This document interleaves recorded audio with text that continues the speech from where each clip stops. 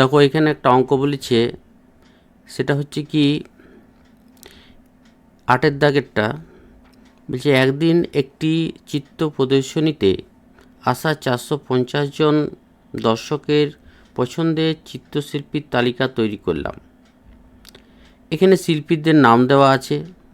শিল্পীদের নাম আছে কি, প্রথমে আছে যামিনী রায়, তারপরে নন্দলাল বসু, তারপরে চিন্তামণি কর, গণেশ পাইন, এবং তাদের পছন্দের সংখ্যাটা হচ্ছে কি, যামিনী রায়কে পছন্দ করে 150 জন, নন্দলাল বসুকে পছন্দ করে 120 জন, চিন্তামণি করকে পছন্দ করে 80 জন এবং গণেশ পাইনকে পছন্দ করে 100 জন।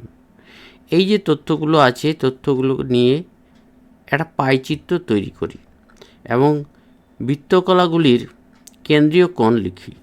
তাহলে এখানে আমাদেরকে একটা যেটা তৈরি করতে হবে সেটা পাইচিত্র তৈরি করতে হবে, একটা আমাদেরকে পাইচিত্র তৈরি করতে হবে এবং বৃত্তকলাগুলির যে কেন্দ্রীয় কোণ তৈরি হবে, প্রত্যেকটা যে কেন্দ্রীয় কোণ তৈরি হবে সেই কেন্দ্রীয় কোণগুলোর মানগুলো আমাকে লিখতে হবে। তাহলে দেখো, পাইচিত্র তৈরি করতে গেলে এই যে এগুলোকে নিয়ে একটা ছক তৈরি করতে হবে। তাহলে প্রথমে আমরা ছকটা বানাই। ছকটা দেখো কি করে বানাতে হয়। দেখো ওই শিল্পীগুলোকে আমরা লিখেছি, এই ছকের আকারে লিখেছি। ছকগুলো প্রথমে দেখো, প্রথমের যে রোটা আছে সেই রোটাতে আমরা লিখেছি ভগ্নাংশ, মানে প্রত্যেকটি যে শিল্পী আছে সেই শিল্পীদের, চিত্রশিল্পীদের আমাদের ভগ্নাংশ লিখতে হবে। তো ভগ্নাংশ লিখতে গেলে আমাদেরকে মোট যে দর্শকের সংখ্যা সেটা আমাদেরকে লিখতে হবে। তাহলে দেখো এখানে 150, 120 আর 80 আর 100 সব মিলে হচ্ছে কত, এখানে সব মিলে হচ্ছে কিন্তু 450। মোট দর্শকের সংখ্যা হচ্ছে 450। তাহলে আমি যামিনী রায়ের ভগ্নাংশ যদি বের করতে চাই, তাহলে আমি কি যামিনী রায়কে যতজন পছন্দ করে সেটা উপরে রাখবো, মানে 150 জন ভাজিত আমি করব 450। তাহলে 450 দিয়ে যদি আমি 150কে ভাগ করি তাহলে আমি যামিনী রায়ের ভগ্নাংশ পাবো।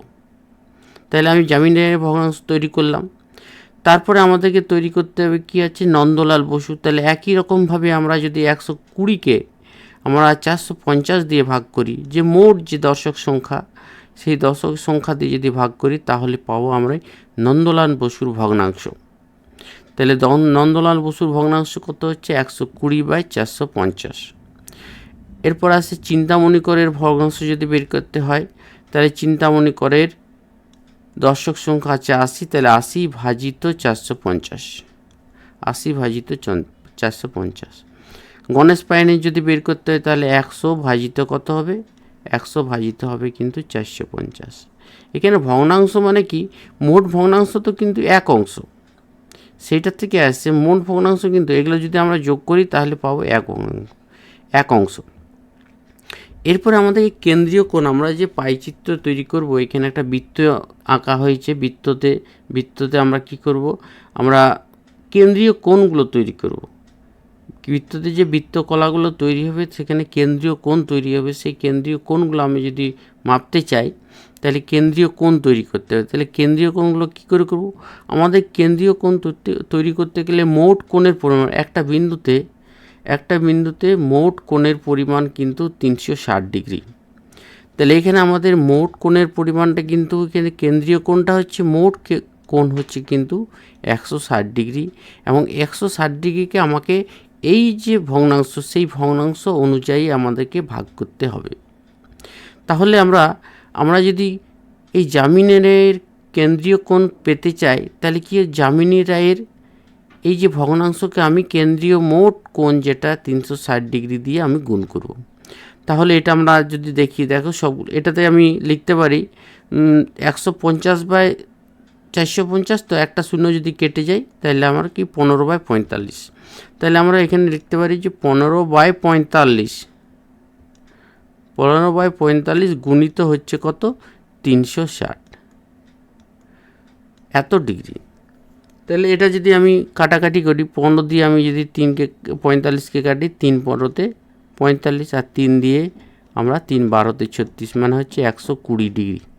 তাহলে আমি যেটা পেলাম যে যামিনী রায়ের কেন্দ্রীয় কোণের মানটা হচ্ছে 120 ডিগ্রি। তাহলে আমরা যামিনী রায়ের কেন্দ্রীয় কোণটা পেলাম কত, 120 ডিগ্রি। একই রকমভাবে নন্দলাল বসুর যে কেন্দ্রীয় কোণটা সেটা যদি বের করতে হয়, তাহলে এখানে একটা শূন্য আমি কেটে দিচ্ছি। তাহলে এটা আমরা কত পাচ্ছি? 12/45। 12/45, তাহলে গুণিত হবে কত? 360। 12/45 গুণিত হচ্ছে 360। তাহলে এখানে 12/45কে আমরা যদি এখানে কাটাকাটি করি, তাহলে দেখো 3 দিয়ে 3 4 12, আর দিকে 45 3 দিয়ে 3 15 45। এরপরে 5 দিয়ে যদি কাটি, তাহলে 5 3 15, আর দিকে 5 দিয়ে 5 7 35, 5 দুগুণে 10। আবার 3 দিয়ে যদি কাটি 72কে, 3 দুগুণে 6, আর 3 4 12। তাহলে 24 হচ্ছে, 24 গুণিত 4, 24 গুণিত 4 হচ্ছে 4 4 16, আর 4 2 8, তাহলে 9, তাহলে 96। তাহলে কত হচ্ছে? 96 হচ্ছে কিন্তু এখানে নন্দলাল বসুর কেন্দ্রীয় কোণ। এরপরে চিন্তামণি করকেও যদি আমি এখানে 8 একটা শূন্য কেটে দিলাম, তাহলে এখানে কত আসছে? 8/145। 145, সরি, শুধু 45। 8/45 গুণিত কিন্তু 360। 360 দিয়ে এটাকেও আমি গুণ করছি। তাহলে 5 দিয়ে যদি কাটি, 5 9 45, আর এখানে 5 দিয়ে যদি কাটা হয়, 5 যদি কত? 5 7 35, আর 5 দুগুণে 10, 72 হচ্ছে। আর 8 দিয়ে 8 9 72, তাহলে এখানে 8, তাহলে এখানে কত হচ্ছে? 8 8 64, তাহলে এটা হয়ে যাচ্ছে তোমার 64 ডিগ্রি। তাহলে চিন্তামণি করে কেন্দ্রীয় কোণটা হচ্ছে 64 ডিগ্রি।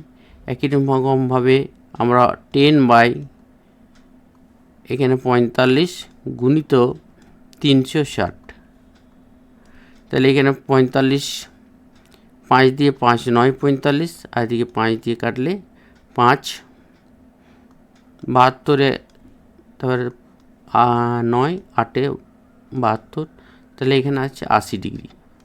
তাহলে আমরা গণেশ পাইনের কেন্দ্রীয় কোণ হচ্ছে কত? 80 ডিগ্রি। তাহলে আমরা সব যে শিল্পীগুলো আছে, যতগুলো শিল্পী আছে, সবগুলোরই কেন্দ্রীয় কোণের মানটা আমরা পেয়ে গেলাম। এরপরে কেন্দ্রীয় কোণের মানটা যখন পেয়ে যাব, তখন আমাদেরকে এই যে বৃত্তটা আমরা এঁকেছি, একটা বৃত্ত এঁকেছি, এবং বৃত্তের এখানে আমরা একটা প্রত্যেকটারই প্রথমে হয়তো যামিনী রায়, তারপরে নন্দলাল বসু, তারপর চিন্তামণি কর, সবগুলোই কেন্দ্রীয় কোণটা তৈরি করতে হবে। তাহলে প্রথমে আমরা কিন্তু একটা এই কেন্দ্র, এই ও থেকে, এটা যদি ধরো কেন্দ্রীয় ও, এই কেন্দ্রীয় ও থেকে, ও বিন্দু থেকে একটা বৃত্তের পরিধি পর্যন্ত একটা সরলরেখা প্রথমে এঁকে নেব।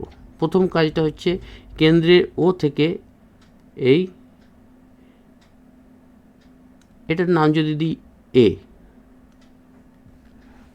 এটা যদি আমরা এ নাম দিই, তাহলে ও একটা সরলরেখা নিলাম, যেটা কেন্দ্র ও থেকে তোমার এই পরিধি পর্যন্ত বিস্তৃত আছে। এটা একটু নামিয়ে দিচ্ছি। তাহলে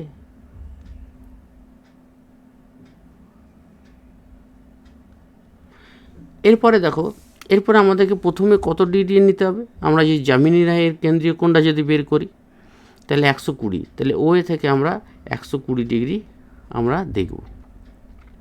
তাহলে এখানে একটু আমি, তাহলে 120 যদি মাপতে হয়, তাহলে দেখো এখানে এটা হচ্ছে এখান থেকে 10 20 30 40 50 60 70 80 90 100 110 120, তাহলে এই জায়গাতে আসছে, এই জায়গাতে 120 আসছে। তাহলে ওইখানে আমরা একটা বিন্দু নেব, সেই বিন্দুটা একটা দাগ দিয়ে দেবো। এই একটা বিন্দু নিলাম, ওই বিন্দুর সাথে আমি কিন্তু ও বিন্দু যুক্ত করে দেবো। তাহলে ওই বিন্দু যুক্ত করতে গেলে আমরা এখানে এই যে চাঁদাটা আছে, সেই চাঁদাটাকে আমি যদি ঘুরিয়ে দিই, তাহলেই কিন্তু হয়ে যাবে। তাহলে এটা আমরা আস্তে আস্তে ঘুরিয়ে দিচ্ছি, ওই ও বিন্দু কেন্দ্র করে ঘুরছে। তোমরা এটাকে আবার সরিয়ে নিয়ে করতে পারো। তাহলে এটা আমরা একটু এক বিন্দু একই সরলরেখায় চলে এসেছে। এরপর আমরা ও বিন্দু থেকে পরিধি পর্যন্ত একটা সরলরেখা নেব, বেশি নেব না, ও থেকে পরিধি পর্যন্ত, এই দূর পর্যন্ত। আমরা যদি এখানে এটা একটা নাম দিয়ে দিই, সেটাও দিতে পারি, সেটা হচ্ছে বি। তাহলে এই ও এ বি এই যে বৃত্তকলাটা আছে এটা কিন্তু যামিনী রায়কে সূচিত করছে এবং এখানে কেন্দ্রীয় কোণটা কত, এখানে কেন্দ্রীয়টা কোণটা হচ্ছে 120 ডিগ্রি, এখানে কেন্দ্রীয় কোণটা হচ্ছে কিন্তু 120 ডিগ্রি। এরপরে আসছে তোমার 96 ডিগ্রি, যেটা কি নন্দলাল বসু। এখান থেকেই গুনতে শুরু করব, তারপর থেকে ওবি থেকেই, তারপর ওবি থেকে কিন্তু 196 ডিগ্রি গুনবো। তাহলে এখান থেকে দেখো যদি গুনি আমরা 0, 10, 20, 30, 40, 50, 60, 70, 80, 90 হয়েছে, 90 তারপরে 6 করে 95 আর এখানে 1, এইখানে এই বিন্দুটা পাওয়া গেল। এরপরে আবার আমাকে এই চাঁদাটাকে একটু সরিয়ে নিতে হবে বা ঘুরিয়ে নিতে হবে, সেটা এটার সাথে যুক্ত করতে হবে। তাহলে দেখো এক বিন্দুতে 100 রেখে চলে এসছে, এবার এই 100 রেখে চলে আসে ওই বিন্দুটা আর ও বিন্দু 100 রেখায় চলে আসছে, তারপর ও বিন্দুর সাথে পরিধি পর্যন্ত আমরা সরেখাটা টেনে দেবো। তাহলে এখানে ও বিন্দু থেকে আমরা পরিধি পর্যন্ত একটা সরেখা, গোটাটা টানলেও কিন্তু বাকিটা আমাকে মুছে দিতে হবে। এবং এই বিন্দুটা যেটা পাচ্ছি সেটা আমরা লিখছি সি। তাহলে এই ও এই বি ও সি এই যে কোণটা এটা কিন্তু তৈরি হয়েছে, তো 96 ডিগ্রি হয়ে যাচ্ছে, এটা তোমার হয়ে যাচ্ছে 96 ডিগ্রি। এবং এই যে বৃত্তকলাটা, এই বৃত্তকলাটা সূচিত করছে নন্দলাল বসুর, এটা হচ্ছে নন্দলাল বসুকে সূচিত করছে। এরপরে আসছে তোমার 64 ডিগ্রি।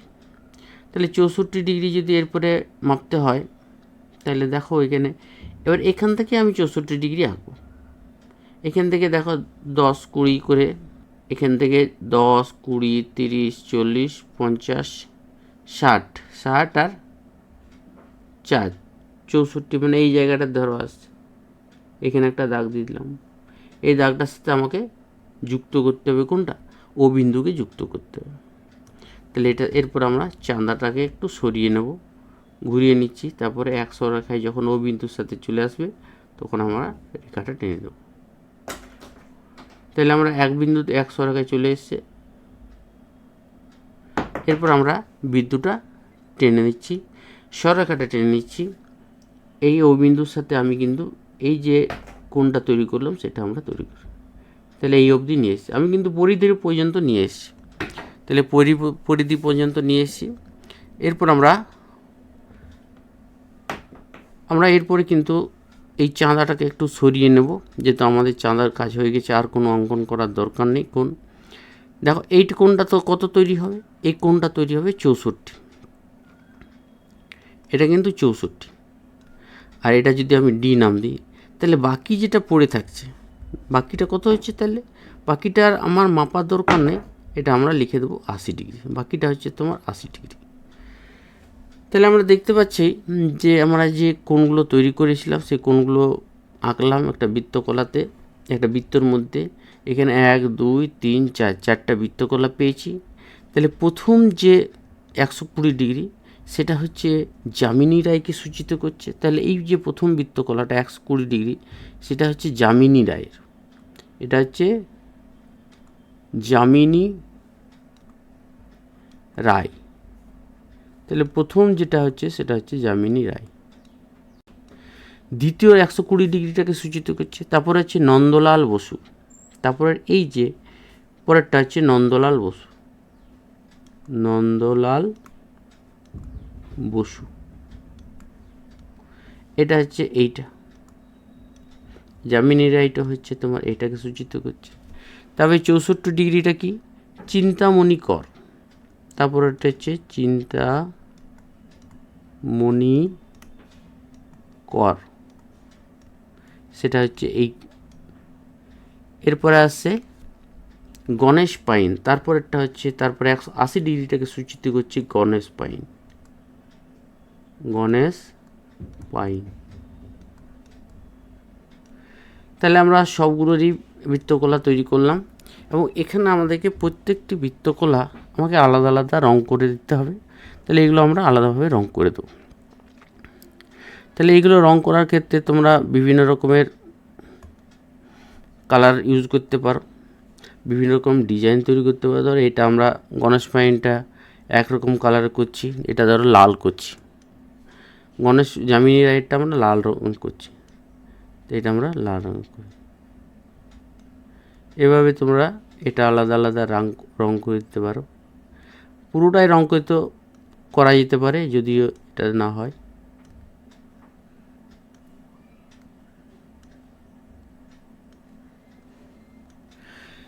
এরপরে আছে নন্দলাল বসু।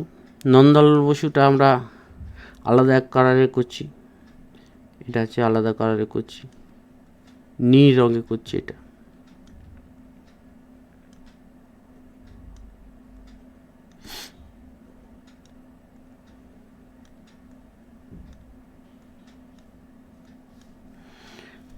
এরপরে চিন্তামণি করটাকে আলাদা একটা সবুজ রঙে করছি, এটা আমরা সবুজ রঙ দিচ্ছি।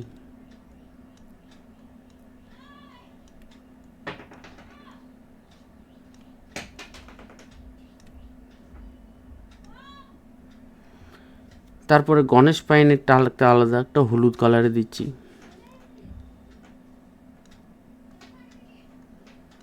সবগুলো আলাদা আলাদা রঙ করলে বোঝা যাবে কোনটা কী রঙ, বুঝতে সুবিধা হবে। তাহলে আশা করি বুঝতে পেরেছ কীভাবে আমরা করলাম। তাহলে আমরা একটা পাইচিত্র অঙ্কন করলাম, যেখানে যামিনী রায়, নন্দলাল বসু এবং চিন্তামণি কর এবং গণেশ পাইনের পাইচিত্র অঙ্কন করলাম। এরপর আমরা পরের অঙ্কটাতে যাব। দেখো পরে আর একটা অঙ্কতে আছে, যেটাতে কি বলেছে, বলছে 180 জনের একটি দলকে পছন্দের ঋতু জিজ্ঞাসা করে প্রাপ্ত তথ্য দিয়ে নিচের পাইচিত্র বানানো হলো। তাহলে এখানে একটা পাইচিত্র বানানো হয়েছে এবং পাইচিত্র বানানোর ফলে এবার নিচের পাইচিত্র থেকে প্রশ্নগুলির উত্তর খোঁজার চেষ্টা করি। তাহলে এই পাইচিত্র থেকে আমাদের বিভিন্ন রকমের প্রশ্ন দেওয়া আছে এবং এখানে পছন্দের ঋতু সম্পর্কিত মোট এখানে কিন্তু লোক বা পছন্দের লোকের সংখ্যা কিন্তু 180 জন। আমরা কিন্তু সব কিছু নির্ণয় করব 180 জনের ভিত্তিতে। তাহলে এখানে আমাদেরকে প্রথমে যে প্রশ্নটা আছে সেটা হচ্ছে কি, সবচেয়ে বেশি জন কোন ঋতু পছন্দ করে এবং কতজন লিখি। এখানে আমাদের সবচেয়ে বেশি পছন্দ করে কোনটা, শীত ঋতুটা। এখানে শীতকালটা দেখো দেওয়া আছে 40%, মানে যত লোক তার 40% কিন্তু শীতকালকে পছন্দ করে। তাহলে এটা আমরা প্রথমে উত্তরটা নিশ্চয় বুঝতে পারছো যে শীতকাল। তাহলে একের উত্তরটা হবে কিন্তু, এটার উত্তরটা হবে শীতকাল। তাহলে সবচেয়ে বেশি জন কোন ঋতু পছন্দ করে, শীতকাল পছন্দ করে। এরপরে বলেছে কতজন পছন্দ করে, কতজন লিখি। তাহলে কতজন, এখানে যে 40% আছে, তাহলে 40 জন নয়, 100 জনের মধ্যে 40 জন। কিন্তু আমাদের মোট জনসংখ্যা কত, মোট লোক সংখ্যা কত হচ্ছে 180।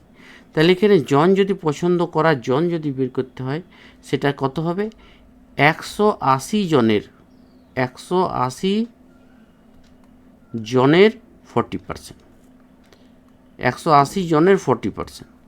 তাহলে 180 জনের 40% মানে কি, 180 জনের 40% মানে হচ্ছে 180 গুণিত 40/100। দেখো এখানে কিভাবে নির্ণয় করতে হয়, যে এই যে পার্সেন্টেজটা যদি তুলতে হয় তাহলে কি হচ্ছে 40/100 লিখতে হয়, আর 180 জনের আছে সেই জন্য গুণ করতে হয়, জনের আছে এর মানে হচ্ছে গুণ। তাহলে আমরা সেই জন্য গুণিত 40/100 লিখছি। এরপর আমরা কাটাকাটি, এখানে একটা শূন্য আছে, এখানে একটা শূন্য কেটে দিয়েছি, এখানে একটা শূন্য আর একটা শূন্য কেটে দিয়েছি।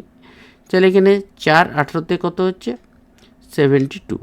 তাহলে মোট কত হচ্ছে 72 জন কিন্তু পছন্দ করে। তাহলে মোট 72 জন কিন্তু পছন্দ করছে শীতকালকে। ঠিক আছে, এরপরে দ্বিতীয় প্রশ্নটাতে কি আছে, দ্বিতীয় প্রশ্নটা হচ্ছে 2 নম্বর প্রশ্নটা হচ্ছে সবচেয়ে কম জন কোন ঋতু পছন্দ করে এবং কতজন। এখানে যতগুলো ঋতু আছে সবচেয়ে কম হচ্ছে কিন্তু 10%, সেটা হচ্ছে বর্ষাকাল। তাহলে আমরা এই 2-এর দাগের উত্তরটা নিশ্চয়ই কত হবে, বর্ষাকাল হবে। এবং এই কতজন যদি নির্ণয় করতে হয় সেটাও এক্ষেত্রে কিন্তু 10%। 10% মানে কার? 180 জনের 10%। 180 জনের 10%। তাহলে এই যে দুইয়ের দাগের উত্তরটা আসছে তোমার, এটা হচ্ছে তোমার বর্ষাকাল। দুইয়ের দাগের উত্তরটা হচ্ছে বর্ষাকাল। এবং দুইয়ের দাগের যে উত্তরটার মানটা হবে, কতজন পছন্দ করে তার মানটা যদি বের করতে হয় তাহলে কত হবে? 180 জনের 10%, মানে কি 100 জন গুণিত 10/100। আমরা আগেরটা দেখলাম 40% করেছিলাম, তখন কি 40/100 করেছি। এখানেও তাহলে কি 180 গুণিত 10/100 করছি। তাহলে এখানে একটা শূন্য, দুটো শূন্য, এখানে একটা শূন্য, দুটো শূন্য কেটে গেল। তাহলে কতজন আসছে? 18 জন। তাহলে 18 জন পছন্দ করছে শুধুমাত্র বর্ষাকালকে। 18 জন পছন্দ করছে বর্ষাকালকে। এরপরে কতজন, 3-এর দাগে যেটা আছে, সে কতজন গ্রীষ্মকাল পছন্দ করে। তাহলে গ্রীষ্মকাল কত হচ্ছে? গ্রীষ্মকাল দেখো নীল রঙের যে বৃত্তকলাটা, সেখানে হচ্ছে গ্রীষ্মকাল, সেটা হচ্ছে 20%। যদি জিজ্ঞেস করছে কত পার্সেন্ট পছন্দ করে গ্রীষ্মকাল, তখন কিন্তু 20%। কিন্তু কতজন পছন্দ করে সেটা বের করতে গেলে কিচ্ছে 180 এর 20% করতে হবে। তাহলে 180 এর 20% মানে কি 180 গুণিত 20%। 20% মানে 20/100। 20/100 পার্সেন্টেজকে যখনই তুমি ভগ্নাংশ তৈরি করবে তখন 100 দিয়ে ভাগ করতে হবে। তাহলে এতজন, এটাকে তুমি যদি কাটাকাটি করো, দুটো শূন্য উপরের সাথে নিচেটা কেটে যাবে। তাহলে কতজন আসছে? 36 জন। তাহলে 36 জন কিন্তু গ্রীষ্মকালকে পছন্দ করে। সবচেয়ে ছোট বৃত্তকলা দ্বারা কোন ঋতু বোঝানো হয়েছে? তাহলে সবচেয়ে ছোট বৃত্তকলা কোনটা? এই তো সবুজ রঙের যেটা আছে সেটা সবচেয়ে ছোট বৃত্তকলা। তাহলে সবচেয়ে ছোট এটা কি কোন ঋতু বোঝানো হয়েছে? তাহলে 4-এর দাগের উত্তরটা হচ্ছে তোমার বর্ষাকাল। 4-এর দাগেরটা হচ্ছে বর্ষাকালকে বোঝানো হয়েছে। সবচেয়ে ছোট বৃত্তকলা দ্বারা বর্ষাকালকে বোঝানো হয়েছে। এবার 5-এর দাগে নিজে পায়চিত্র দেখি ও আরও দুটি প্রশ্ন তৈরি করে উত্তর খুঁজি। আরও তোমাদেরকে দুটো প্রশ্ন করতে বলেছে। সেটা তুমি এটাও করতে পারো যে এটাকে যেমন সবচেয়ে ছোট বৃত্তকলা দ্বারা কোন ঋতু বোঝানো হয়েছে, তুমি এটাও বলতে পারো যে সবচেয়ে বড় বৃত্তকলা দ্বারা কোন ঋতুকে বোঝানো হয়েছে। সবচেয়ে বড় বৃত্তকলা দ্বারা কোন ঋতুকে বোঝানো হয়েছে, তখন নিশ্চয়ই কোনটা? শীতকাল হতো অ্যান্সার। আবার তুমি আরেকটা প্রশ্ন করতে পারো যে বসন্তকাল কতজন পছন্দ করে। আরেকটা প্রশ্ন কি? দুটো বলেছে, তাহলে আরেকটা তুমি লিখতে পারো বসন্তকাল কতজন পছন্দ। এইভাবে কিন্তু এই পায়চিত্র থেকে অনেক রকমের প্রশ্ন তৈরি করা যেতে পারে। তাহলে আশা করি বুঝতে পেরেছো।